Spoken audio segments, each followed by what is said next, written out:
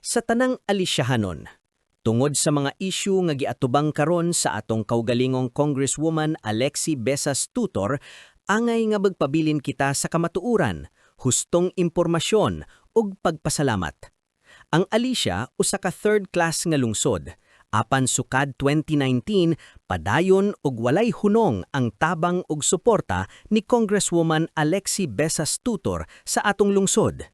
Sa panahon pa sa akong maguwang nga mayor, si Mayor Along Ayuban, ug hangtod karon nga ako na ang nagserbisyo isip mayor, nagpabilin gihapon ang iyang suporta. Wala gyud mausab, walay kapili-pili, ug labaw pa sa politika. Bisan pa nga sa miaging duha ka termino, dili sakop sa iyang partido ang nagdumala sa atong lungsod, apan wala gyud niya kalimti ang atong lungsod.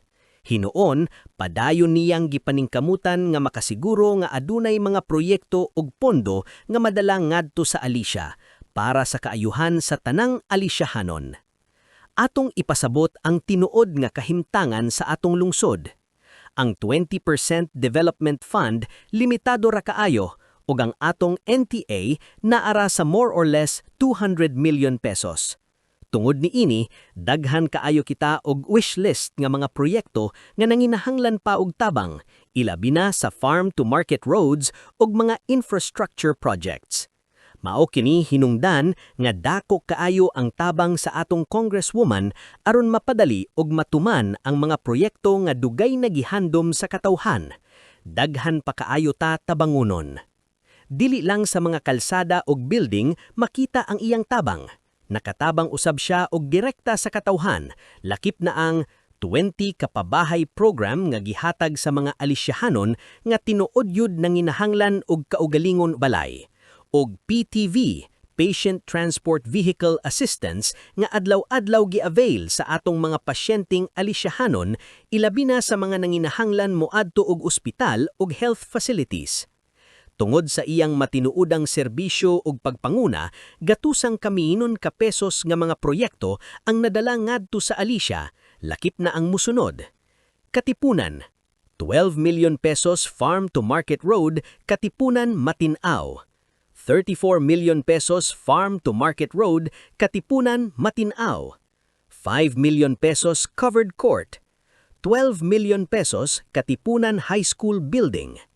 La Hacienda, 5 million pesos multi-purpose building, 50 million pesos La Hacienda Padulong Sudlon Road concreting.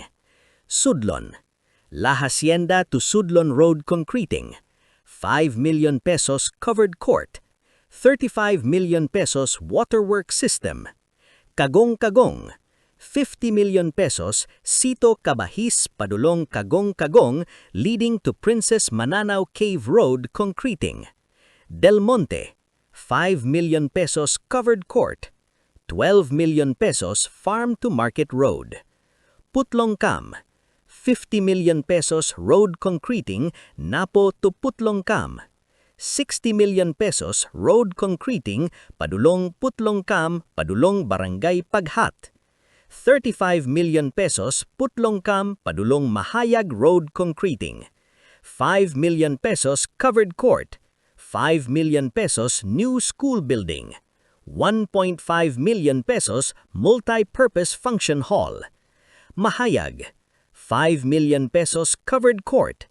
2.5 million pesos entablado ug comfort rooms. Putlongcam to Mahayag Road concreting. Paghat, 5 million pesos covered court.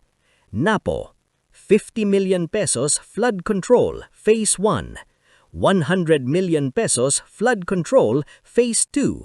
150 million pesos flood control phase 3. 1 million pesos Napo Elementary School multi-purpose building. Napo to Putlongcam Road concreting. Completion of Napo covered court. Kayakay, 5 million pesos covered court. Cambaul, 5 million pesos covered court.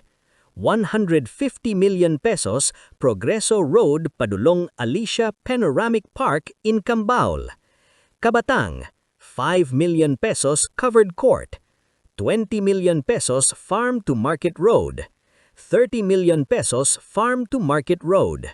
Poblasyon, 12 million pesos road concreting atubang sa public market.